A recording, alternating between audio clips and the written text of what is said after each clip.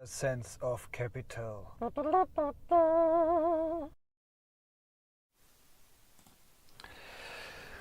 Hallo, ladies and gents. Welcome back to a new episode of A Sense of Capital Live Earnings. Your host of today is Julian, as always, basically, and I'm very glad to have all of you in, even though I honestly expect nobody will join because the company and the stock behind it, gambling.com, I think is flying that low and highly unrecognized under the radar of the investors out there, that I assume I'm more or less one of a few who are backing this company as an investor. However, guys, today we will cover the news earnings results, but before we will dig a bit deeper into the details of this company, I will introduce it to you, brief you a bit about the details of this company, and making sure you get a better feeling for it. Actually, it's not truly a live earnings stream because the earnings have been already released past Thursday, so 3 days ago. But I was honestly a bit sick, and therefore I need to recover first to do this this stream. But for me, it was an important one. I mean, I'm invested in this company as well since a few months now, and as you know, I always try to back all the companies in which I'm invested in. It's just a few, just six actually, 6 different companies I'm invested in as a shareholder. And of course, I want to back all of them, and gambling.com is not an exception in this regard. Guys, let's not waste any time, but before we jump in, as always, a quick disclaimer addressed to you that in the upcoming minutes that will not be financial advice, consultation whatsoever, and there's no guarantee for correctness of the provided data. So make sure that you do your own due diligence, you do your own research process, and you make your own decision, because at the end it's your own money and your own destiny you need to, and future of course, resulting out of the decisions you make, in which you need to live with. Okay, guys, let me share quickly the browser and show you what is gambling.com. You can see here the corporation website, and you can see they fetch it up together like this. Gambling.com group publishes free-to-use websites which allow consumers to compare online gambling services. So it's a bit like booking.com. It's a comparison website connected to news and other bonuses and features where you can find.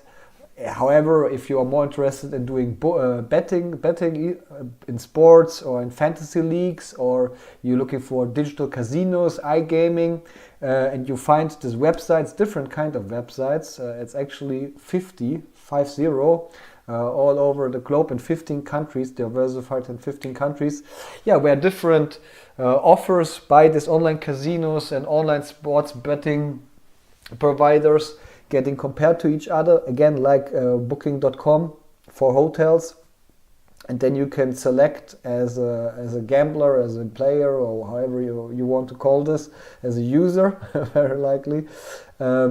You can compare the different offers, different websites to each other, and when you then go through one of the websites of gambling.com to this final casino website or betting provider website, and you register yourself as a user, then gambling.com participating by kind of a provision, a share. There are different models, actually a fixed one-time fee which getting received by gambling.com, or it's something, a share, a percentage of the turnover which is getting generated by this new customer, or a blend out of it. So a fixed fee and a fixed and the ongoing amount or share of the turnover which is getting generated by the new user of this casino. So it's a comparison website, if you want to keep it very, very simple. And how this looks in reality, maybe I give you a quick glance. I mean, there is their OG legacy website, gambling.com. You can see it here with this red shining chip. And it looks really basic, very silly, almost a bit old-fashioned if you ask me, but you can see how they can compare different vendors of in this case I think it's iGaming, so gambling, online gambling. You can see JokerStar, Glück, I don't know, NetBet, Löwenplay, so Lions Play, so different. I mean, I'm on the German version of this gambling.com. And that's the reason why it's written in German. But you can see the different online casinos. You can see different bonuses, 100% welcome bonus and 100% free plays of Book of Dead. Yeah, and you can see different options how you can pay, and you can enter it and transfer some money on the casinos. And yeah, when you press now, let's play, or now I want to play, you're on the website. And when you now register, I mean, do the cookies management, they know, okay, the new user was transferred by one of the gambling.com group websites to the casino, and we need to pay them fee because of this transfer service, basically. This is how it works. And they have different ones. As I mentioned, more than 50 actually, in 15 different countries. You see free bets. And a lot of times here you can see betting tips and news. So different services are related to it and integrated. So it's a little bit more attractive and more superficial and comprehensive platforms, basically. Casinos.com is part of it. We have Bonus Finder, another one. Yeah. RotoWire is quite a big one for fantasy gaming, fantasy betting. And then we have a new acquisition, OddsJam. This is something which is actually very different. It's not a comparison platform. That's something what they just really actually in December signed the deal. They 100% acquired. And this is some service for sports betting users, which can then let's keep it simple. With let's say if the odds are different on two websites, there's a service by OddsJam, so they can utilize this gap between the one odds and the other odds, which are different for the same match, for instance. Yeah, and by betting on both on both websites, you can create this kind of margin. Yeah. And this is what you do, at least one option, or the primary option, what you can do through OddsJam, basically, what they have acquired. But quite a high profitable business. And the overall business in general is very high profitable when we talk about gambling.com. Wait, I just see that it's a bit small, a bit too much zoomed actually. Okay, before we jump a little bit more deeply into the details of who's the management board and this kind of stuff, I want to just show you the price chart of the stock since mid of 2021, so roughly 4 years, so not even 5 years covered. And you can see it's kind of a volatility, but they already just a few weeks ago, more or less, they hit the all-time high, then came back because of, Trump, tariff, whatever situation is going on in the global stock markets. Of course, gambling.com have been affected as well by this. And so, yeah, you can see it's not like really going up that crazy, and there's a lot of room for improvement in terms of the stock price from my perspective, because otherwise I would not decide myself to be invested. When we talk about the turnover, you can see a very nice line up there, but you need to consider, this revenue growth is resulting out of two momentums. The first one is the classic one, organic growth, like you do upselling, you do cross-selling, you create a better awareness of your websites, and you just transfer more users to new sport book offerers and new online casinos. Yeah, so classic organic growth. But in this business, for gambling.com, a big source of income and of revenue growth is non-organic growth. Yeah, and that means acquisitions, basically. Yeah, so Gambling.com again is the original website, but free bets, bookies.com, bonus finder, rotowire, oddsjam, all of this has basically been acquisitions. And while I personally, as an investor at most of my investments, I definitely prefer companies who are growing by organic momentum. In this case, you need to accept and actually appreciate, if you like to invest in gambling.com, that they will grow based on the profit they have achieved, and they quickly reinvest into, for instance, competitors of them to purchase their websites. So basically they're eliminating competition, and on the other hand increasing revenue again, and have better negotiation position basically when we're talking with their customers. So these online casinos, which are actually more than 250 they are covering. And that's the reason why you can see it here. The growth from last business year 2024 to the ongoing business year 2025 is expected as very, very high, roughly 40%. Primarily, honestly, or a big chunk of it is the oddsjam acquisition, what I've mentioned before.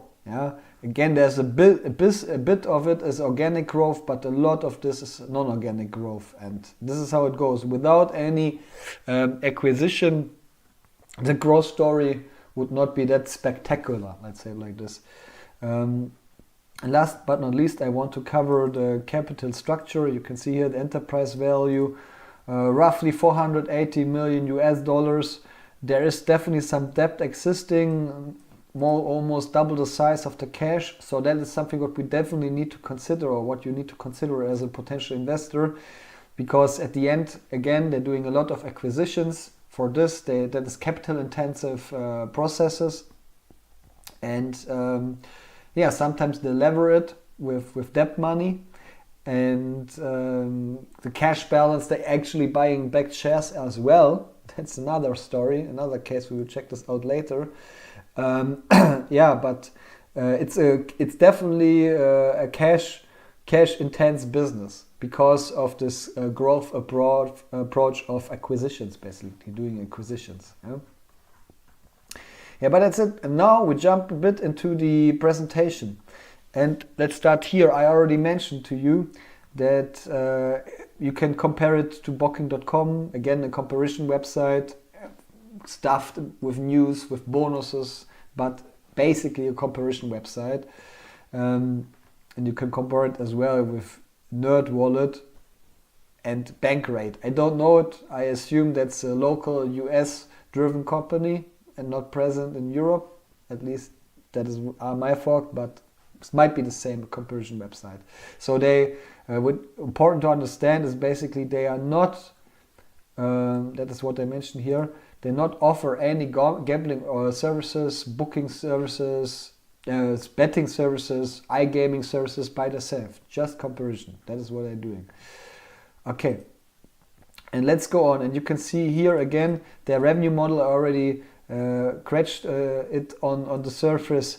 Cost per acquisition is basically this fixed income model, one-time fee or one-time money payment for gambling.com for transferring services and transferring the customer through their websites to the gambling provider.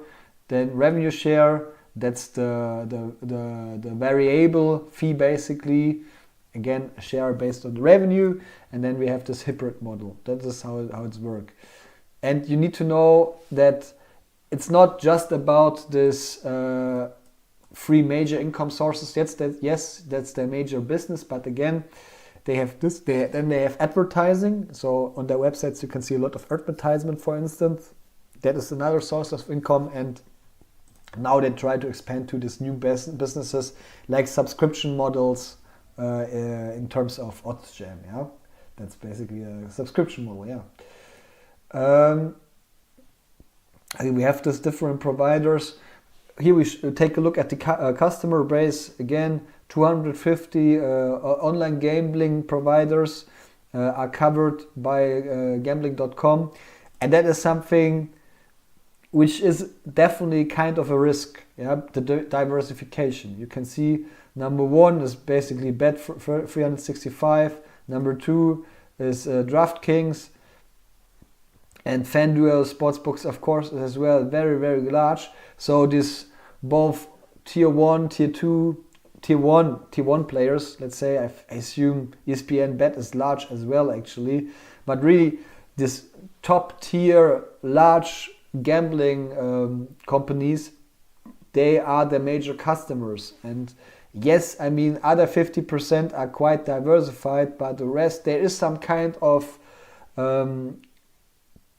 they're depending strongly on a low number of players, basically. So just imagine that the 16%, the 6%, the 5% of sales customer of gambling.com, yeah, this gambling provider, is going out of the service, not interested anymore of getting support by gambling.com. Yeah, definitely a huge impact on the revenue. So that's for sure a risk what you need to be aware of. But other than that, it shows as well that there are many different gambling companies out there which are fighting for customers, for online users, and websites of gambling.com are definitely a very adequate service to find those customers. Yeah? And because of the number of different players are that strong, and honestly I think this competition is that high, it will never dry out. There will always be strong competition of different gambling companies, because I assume that the cost to set up a website and then basically keep it active, keep it alive, and getting customers, it's quite cheap compared to what you can get out of those customers. Because yeah, gambling, I mean, I should say that at the beginning, my opinion is, don't gamble, you will lose money. It's not you might lose money, you will lose money sooner or later. There's always at the games a higher chance for the casinos to win, basically. But again, it's not just gaming, it's not just iGaming, it's as well betting, actually. Okay, let's go on. And you can see here this kind of revenue funnel. Yeah, they tell basically, look, the online gambling market size is 80 billion, US is 50 billion, and then you can see here that this US online gambling operators, their marketing spend is 18 billion and affiliate market is 5 billion. So affiliate marketing is basically what they do, this comparison services. What this means basically, when you calculate it by yourself, you can see it. We estimate that approximately 30% of operator marketing spend were spent on affiliate channels. And you can see here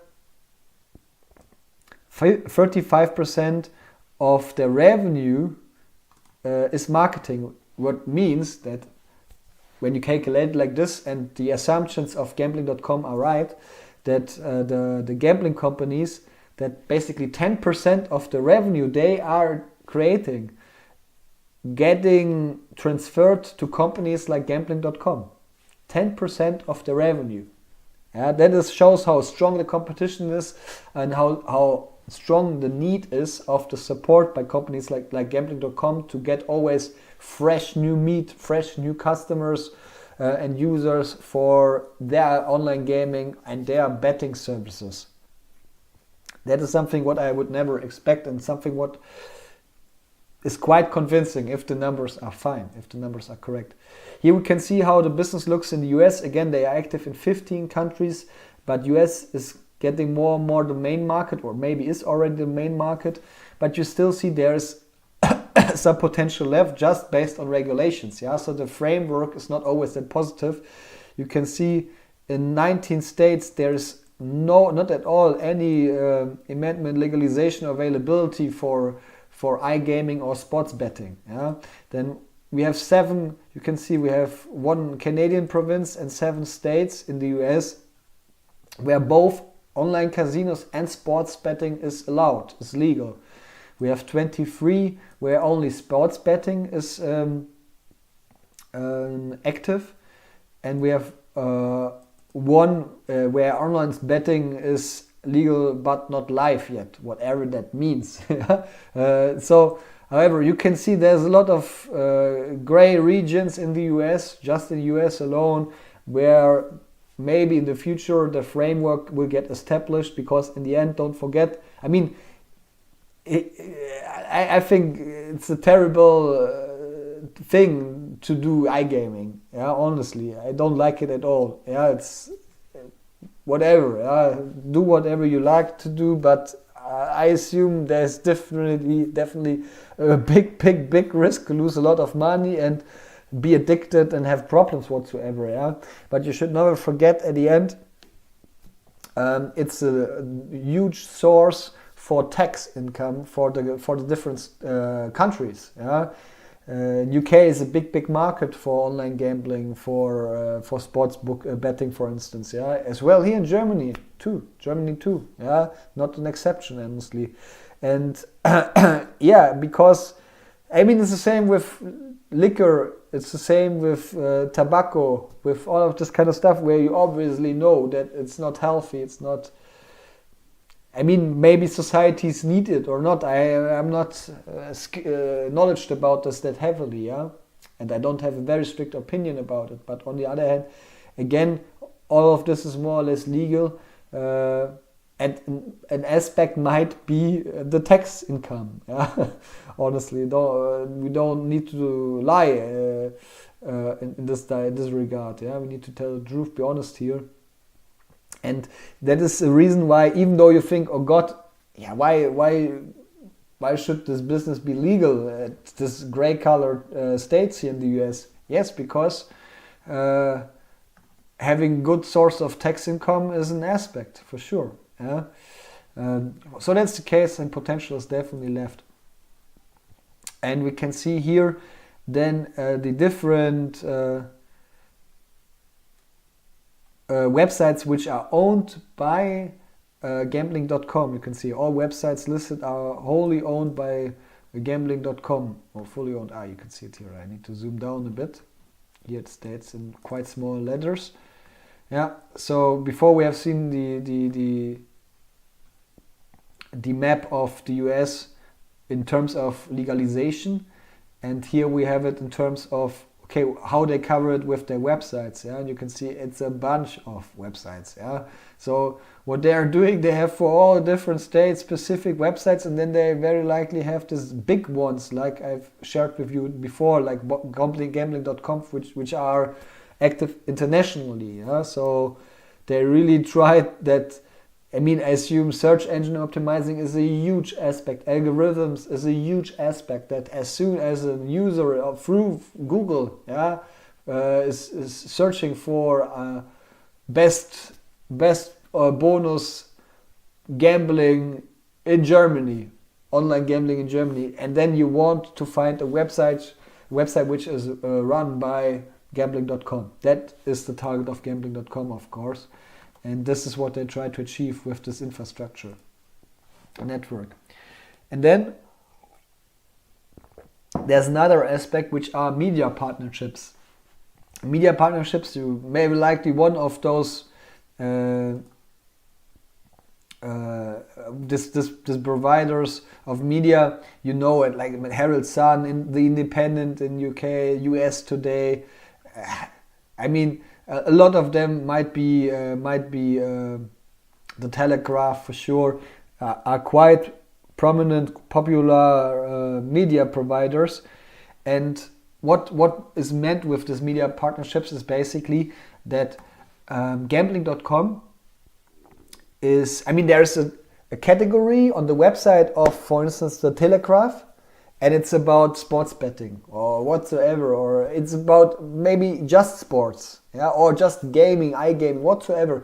But the content is sourced out to gambling.com. So basically, gambling.com is delivering with their writers, because they have all this news for the other websites they're providing. They're providing all the content for The Telegraph, for the Tennessean, for Kentucky.com, for all of these media providers, for their categories on the website. Sports betting, sports, or iGaming, whatsoever, they're providing part or the full content of this category on the website, the sub website, or how you want to call this. And by doing this, I mean, again, they're linking there some customers of gambling.com, some gambling providers, and they're getting some money out of this. So this is meant with this media partnerships.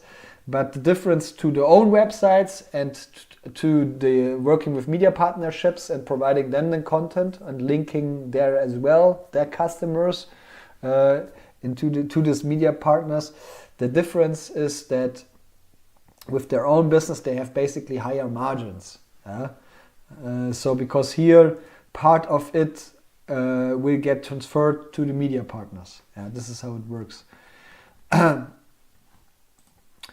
So what we got here, we talked already about this basically different strategies, and again we have this classic organic growth, then we have this acquisitions, which is the primary driver, I assume at least. I think they almost invested $300 million in the past years for new acquisitions, which is a lot when you talk about the company which has enterprise value of 480 million, just almost 300 million in acquisitions in the past years, next to buying back stocks or shares and this kind of stuff. You can see new opportunities is like they acquire new media partners, what we talked a moment ago, new markets we have as well. All of this is existing. And what we can see here when we talk about the CAGR, so basically the annual growth rate, we can see that global online gambling is growing by 12%. If you ask me, it doesn't sound that dramatically crazy, but it's a solid growth rate. I mean, gambling.com is not the high revenue growth investment.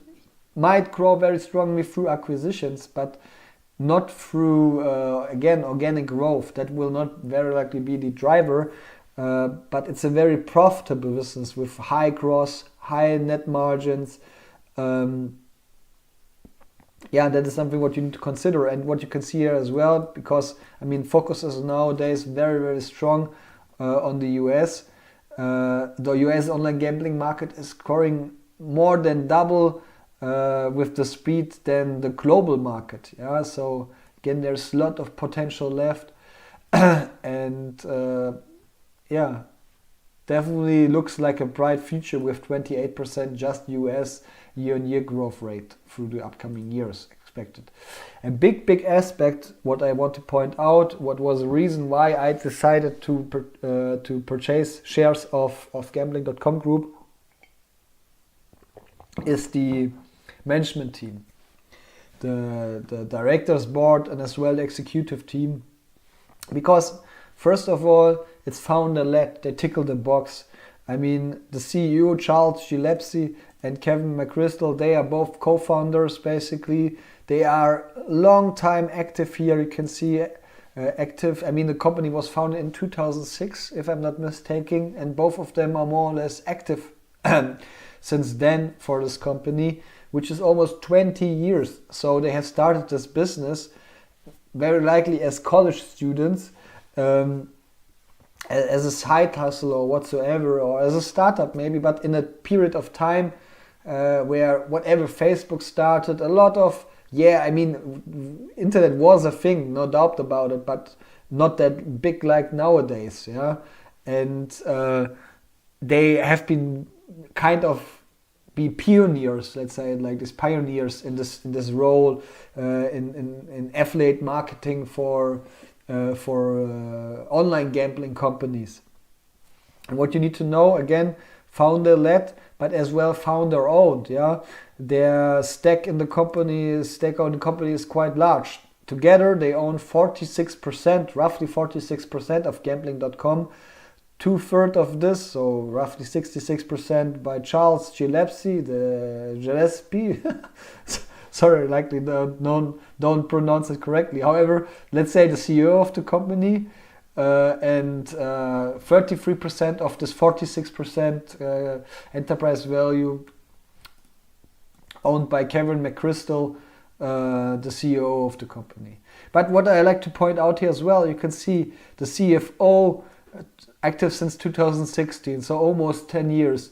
The senior vice president since 2015, roughly 10 years. The vice president North America since 2019, 6 years. So a lot of history going on here in terms of the management. A lot of experience, I expect, a lot of loyalty. I think that's a very good sign. I mean, in the end, when you invest into a company, firsthand you invest, from my perspective at least, in people, into people. It's always a people's business, and doing right decisions is important, and making these decisions obviously is always good. If you believe in this approach, you should invest in people you trust. And I don't know the people, I can't do research years and years about specific personalities, but and their experience, their legacy, their CVs and whatsoever. But what you can see here, they have kind of a track record in the business, kind of a track record for gambling.com. And that looks all good. And here we're talking about the experienced board of directors, and we already mentioned the both co-founders. But here with Frederick Bovell, someone who's a director since 2017, so 8 years. Another one since 2022. Okay, that's not that long, but at least 3 years. Another one since 2018, 7 years. 2019, 6 years, 2018, 7 years. So a lot of experienced people, loyal people, which is for me definitely a convincing aspect when investing in gambling.com, I need to say. Let me quickly check my documentation if I missed anything.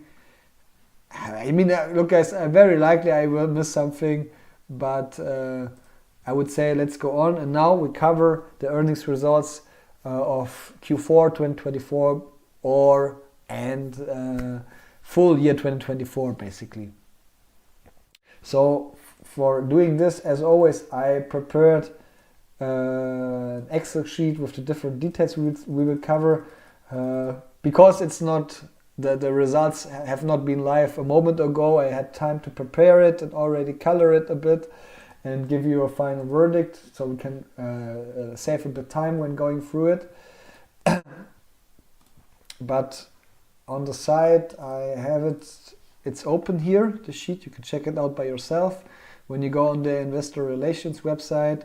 And before we jump in, I want to share just very quickly, you can see that in the fourth quarter they purchased a bunch of shares. You can see roughly for $5 million. Even though they're doing the acquisitions, they think, I assume, the price is cheap or it's reasonably priced, the stock, and so they're buying back those shares. It's already now higher than $9.80 for sure. And the price, what was it at the moment? Let's check it out. $13.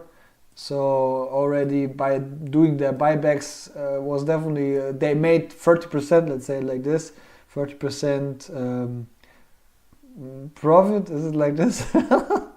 That's the wrong wording, but yeah, you know what I mean, I assume. And let's check the full year.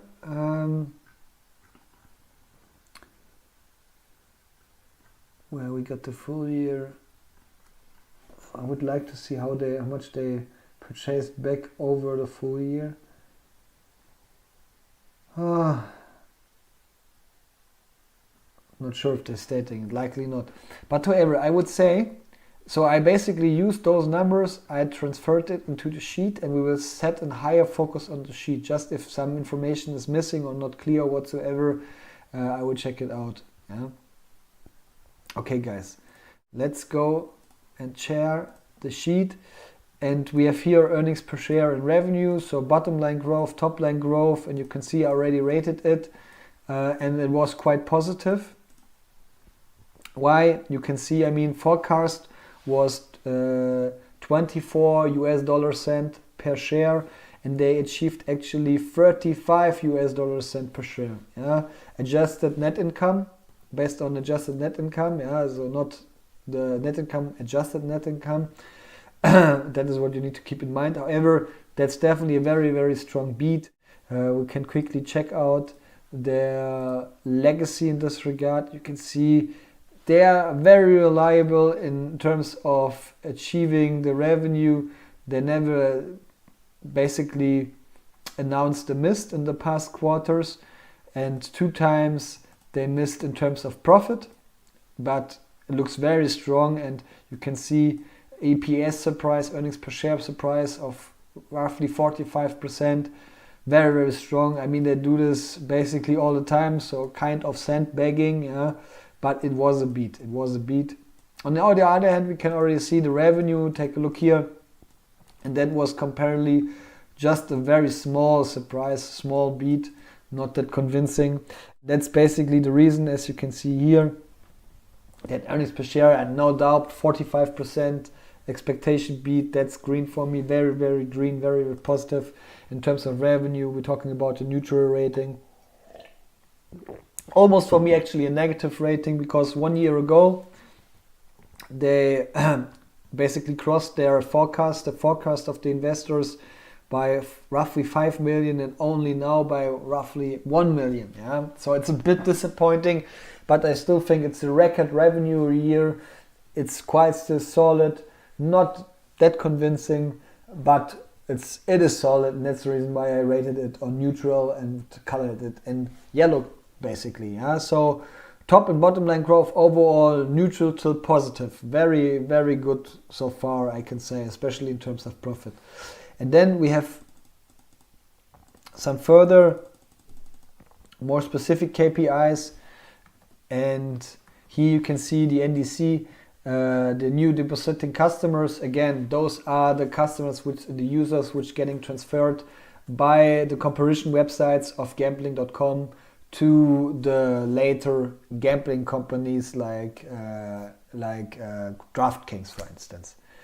And I rated this negative, and actually that's the only very business specific number which getting provided by gambling.com. So the lack of information I don't like that much, but it's quite regular at smaller caps, basically smaller companies, not that new, but I would love to see more information, transparency. But you can see why I rated it negative. You can see past quarter year-on-year growth was 35%, and now it was this quarter, Q4 2024 compared to Q4 2023, degrees of roughly 9%, so very, very negative if you ask me. Didn't like it that much. You can see it's even less with 145,000 NDCs, less than the past quarter ago. It's less than 1 year ago, obviously. I mean, it's still the third strongest quarter in history, but I want to see it's ramping up and just going straight high.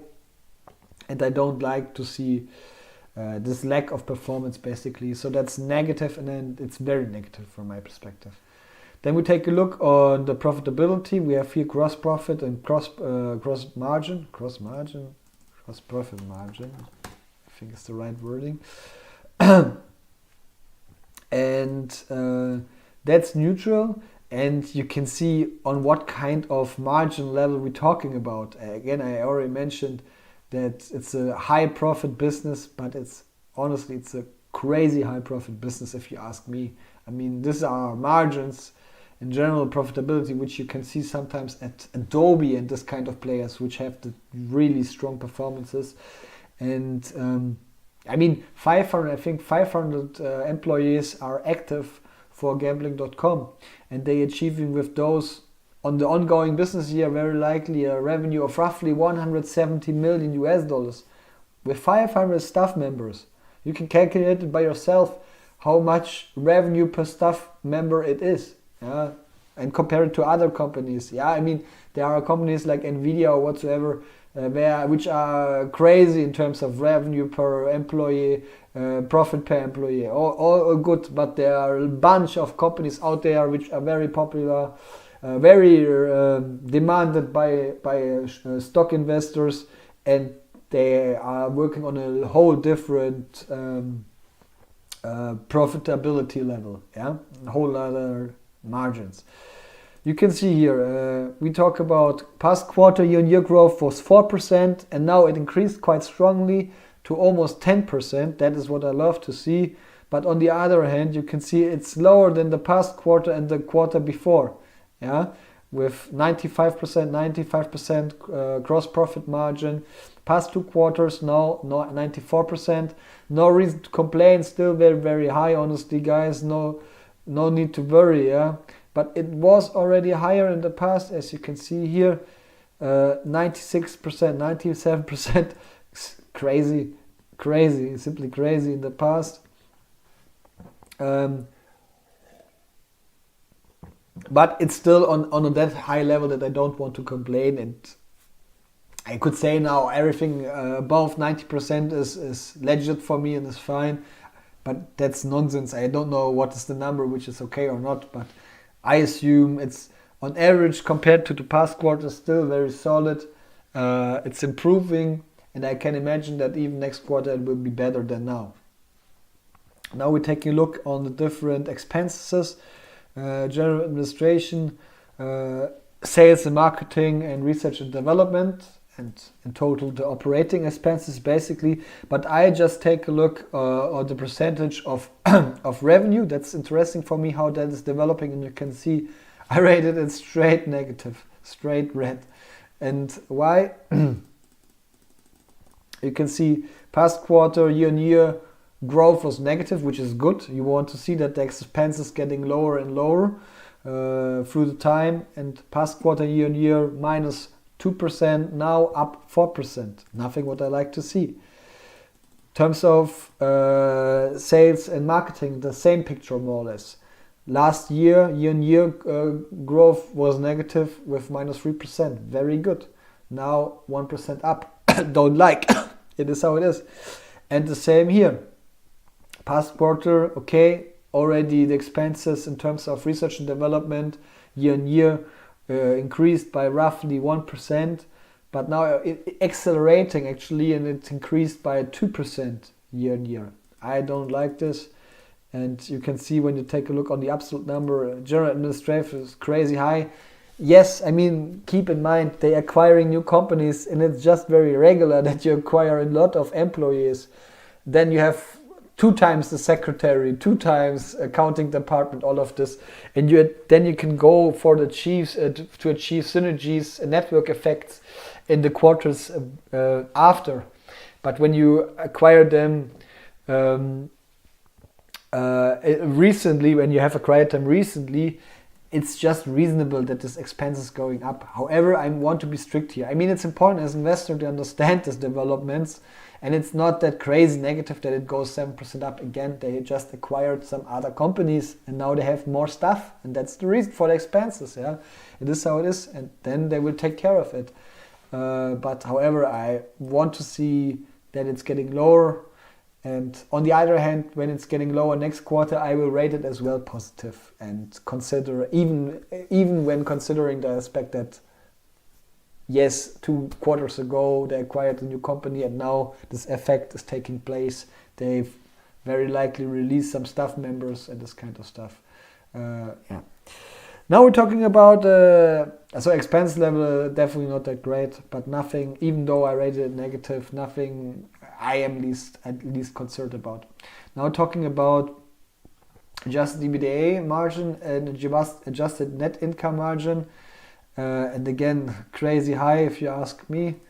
Let's take a look on the margin. And both is positive. Why? You can see, I mean, past quarter year-on-year, it grew by 13%, 1-3, and now only by 9%. You can think, phew, yeah, what's the deal? Not that crazy. But look at the history. I mean, again, in terms of adjusted EBITDA margin, we had 40%, 36%, 26%, 32%, 35%, 37%, 39%, and now 42%. So 42% is an all-time high in this regard. It's grew compared to last quarter by 3%. quite strongly, if you ask me. It looks very, very good, very, very solid. I mean, like a painting. If you could paint it, kind of a curve, how it's developing, it looks amazing. Yeah, and it's great that it grew by another 3%. So on a certain level, it will slow down, of course, but very strong, no doubt about it. And here we have the adjusted net income margin. Why are you using the adjusted net income margin?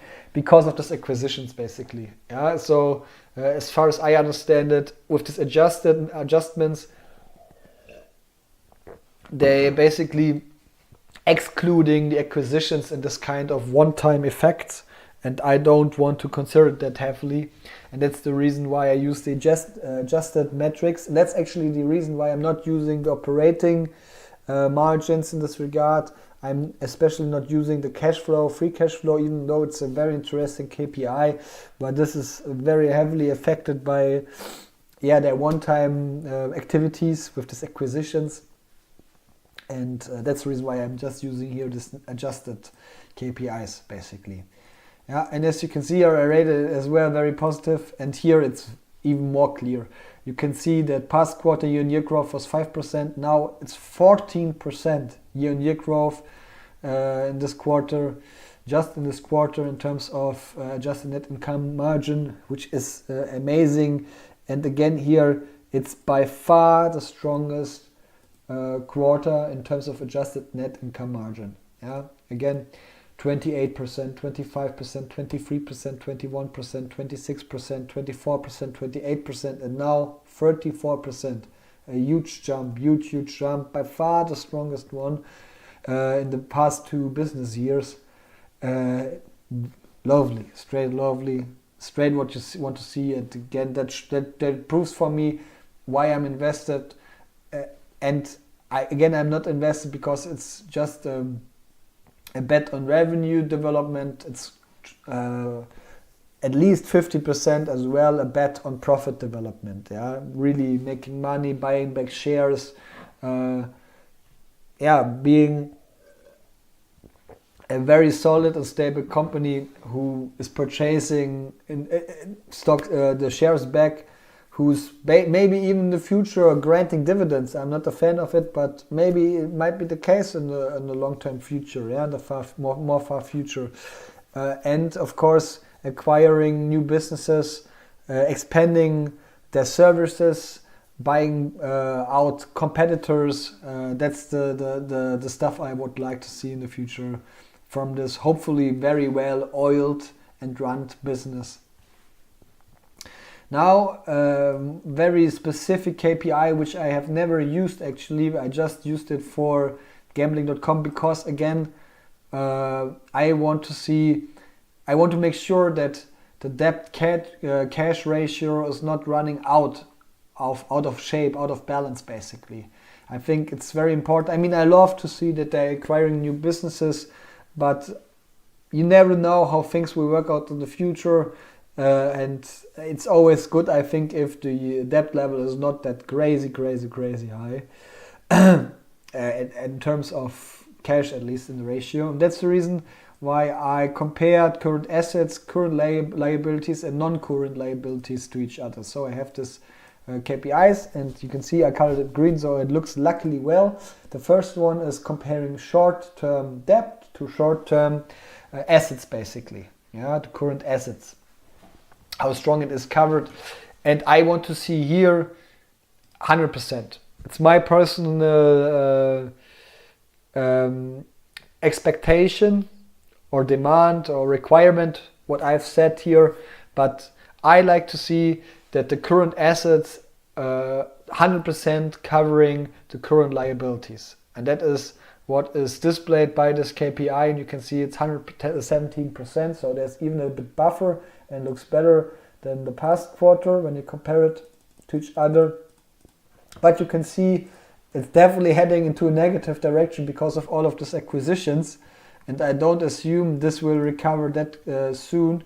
But again, that is something which I still rate positive because it is again more than 100%, and you can see here, yes, it was way up. It was way better ratio in the past with 175%, for instance, in, what was it, Q1 2024. But it was even worse 1 quarter later with 99%. Why? Again, because of these acquisitions. I think in this case it was Bonus Finder, if I'm not mistaken. And then we have another ratio which shows the liquidity of this company, and here we want to check out or we test, or we screen basically how good the current assets covering the current liabilities and non-current liabilities. So non-current, not the ones you need to pay back in a few months or weeks, but the ones which you need to pay back as well in 1 or 2 or 5 years or whatsoever. Yeah, so more the long-term debt is as well considered. And here I want to see something with at least 50%. Yeah, I assume 50% is already quite low, honestly, but I assume 50%, or at least that's the bar I have set, which I don't want that I cross it. And because it's on 63%, it looks good for me, honestly. It looks solid for me. You can see it's getting down very strongly. Past quarter, year on year already 80%, not that great. This quarter 70%. Yes, we're talking about those investments, yeah. And as long as the investments pay off, yeah, they're profitable. And in terms of OddsJam, the newest investment, I think it will, we have it here, it will add, as expected at least, roughly 15 million adjusted EBITDA. You can see it here, OddsJam. So as long as it's working out like this, it's, from my perspective, completely fine to pay a reasonable price. It's important to understand the word reasonable in this regard. But paying this price for these acquisitions and then making money out of it, basically, that's completely fine, as long as this is the case. But you never know, and that's the reason why this kind of assets and liability ratio should be in at least okay shape. Yeah, not completely out of control, that you 100% rely on the profit of the new acquisitions, and if they're not working out like expected, or they're not running like expected, you're getting bankrupt because of this. That should not be the case. And last but not least, it's basically always the last parameter which I cover at my investments, and that's the stock or share-based compensation share of revenue. And you can see it's extremely low. I mean, it grew last quarter 0.7% year on year, this quarter 0.4%, but you can see it's more or less stable. It was already at 5%, even on 6% not that long ago, but now it's on 3%. Very, very low compared to other companies, and that is what I liked as well. And I mean, I assume that one reason for this low stock-based compensation share is the background of the co-founders. Again, both of them have a stake of 46% of the company, and if they grant huge dilution, share dilution, granting a lot of employees a lot of stocks as payment, shares as payment of gambling.com, and therefore a single share is not that worth that much anymore. They would basically harm themselves, as major investors into this company. And on the other hand, again, we're talking about a strong, profitable business, so there's not a huge need to do strong stock-based compensation. So that's very solid, and as long as it's running on this level, let's say up till 5%, I'm satisfied, and I rate it neutral. So I mean, we talked about top and bottom line growth, neutral to positive, and here we have a mixed feeling. What I really don't like is this NDC, this new depositing customers. That doesn't look great for me at all. But and expenses, It's mainly driven by general administrative because likely of the acquisition activities. But in overall, let's say it looks quite good. More on a neutral level, like on a positive level, but it has his positive aspects when we talk about the margins, how it's developing. It's great, actually amazing. And this is balancing out a bit the bad new depositing customers from my perspective. And so overall, we're talking about the neutral details, specific business specific details. And here we have the last aspect we want to cover, and that's the full year guidance of 2024. And you can see, I mean, they adjusted it, I think 2 or 3 times during the 2024 business year. But you can see here in the left, this 127 million is the actual revenue, what they have achieved through 2024, which is a beat by 1 million. Doesn't sound that much, but again, they adjusted it a lot of times. And I'm very happy, even though if they would just cover 126 million would be okay, but that they beat it, for me, it's positive, actually.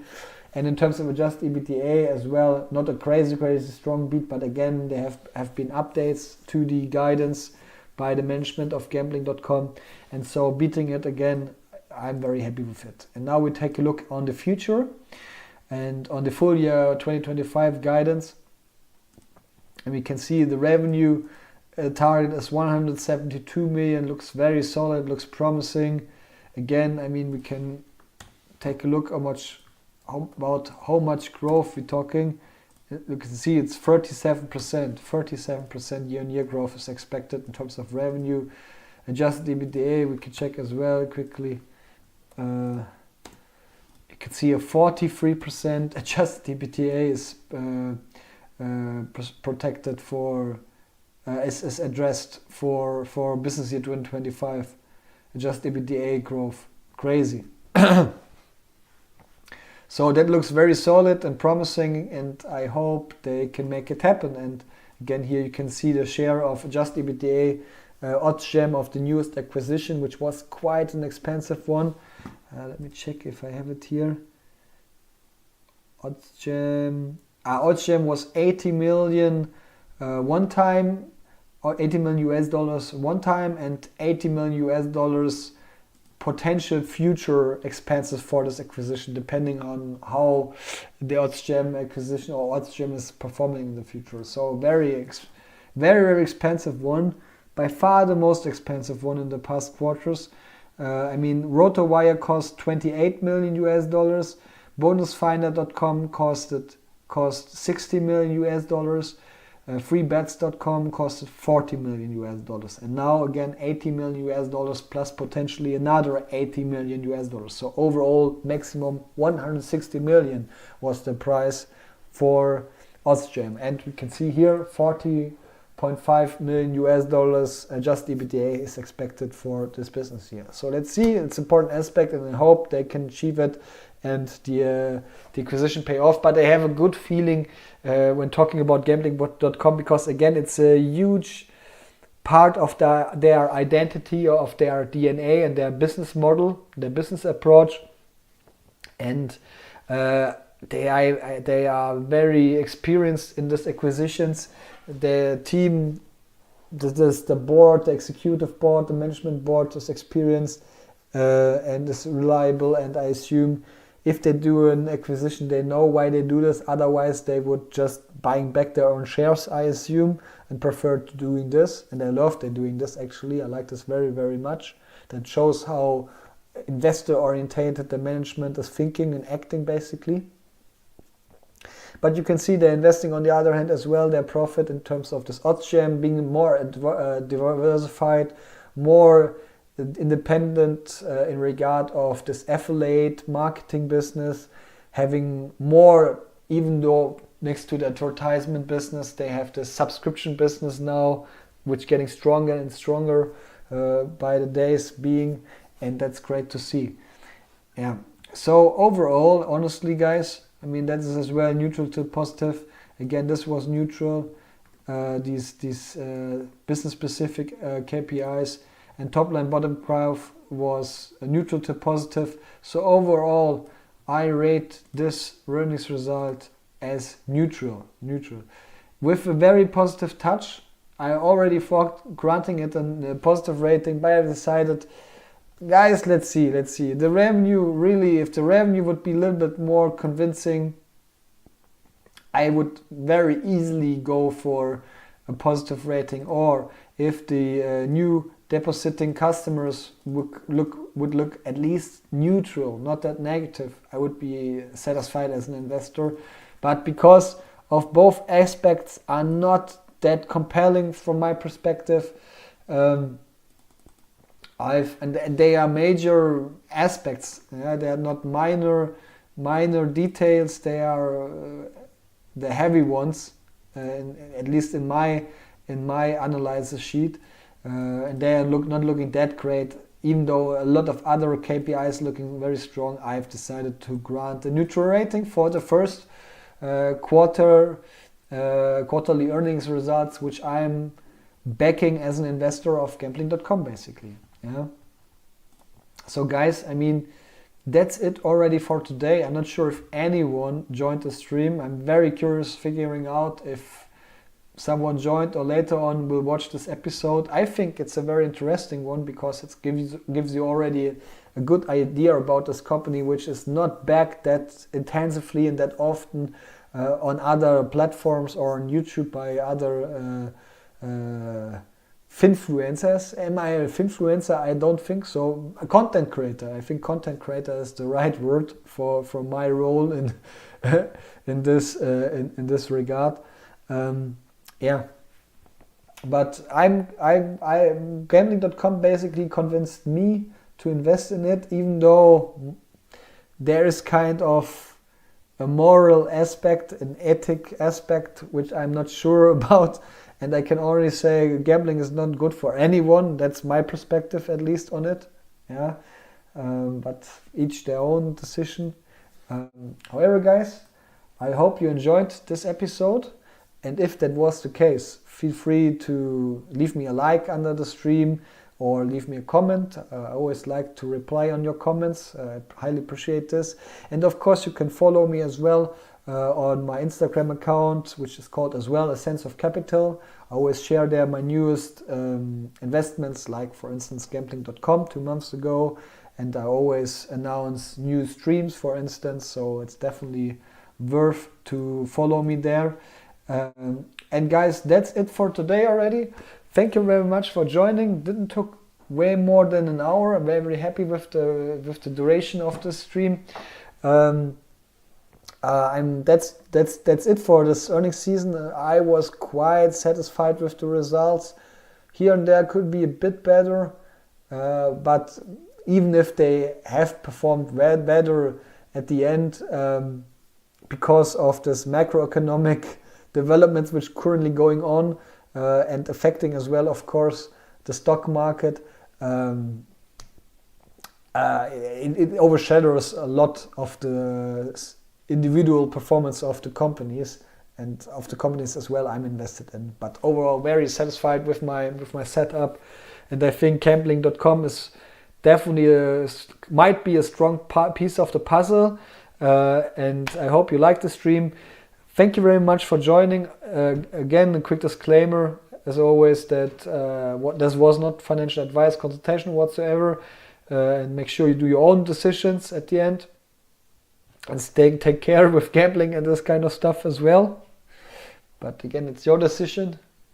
And as always, most important, way more than making money or being invested, even though it can bring a lot of joy as well, is staying healthy. So guys, take care of yourself and stay healthy. And yeah, all the best, and see you next time in the upcoming Q1 2025 earnings session. Cheers. A sense of capital.